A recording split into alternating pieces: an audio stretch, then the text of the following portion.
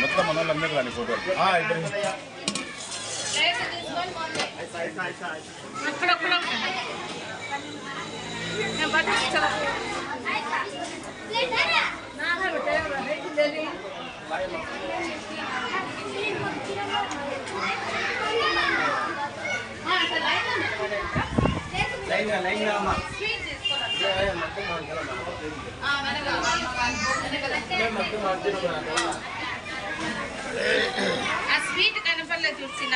Arrange చేస్తున్నటువంటి ఈరోజు ప్రోగ్రాంలో తిథి భోజనంలో భాగంగా మన వార్డ్ ఇన్ఛార్జ్ అయినటువంటి మన శ్రీనారాయణ గారికి నేను ఒక మాట చెప్పాను.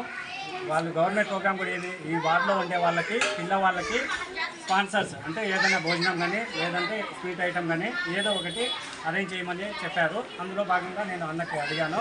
నేను అడిగిన ఒక మాటతోనే అన్న ఈరోజు విద్యార్థుల కోసం పోషకాహారాలు బాగుంటుందా, ఈ గవర్నమెంట్ ప్రోగ్రాం కాబట్టి ఇందులో భాగంగా ఈరోజు జోగపాలెం స్కూల్ నుండి పిల్లలకి బాదుషాను అరటికాయలు స్పాన్సర్ చేసినందుకు ధన్యవాదాలు.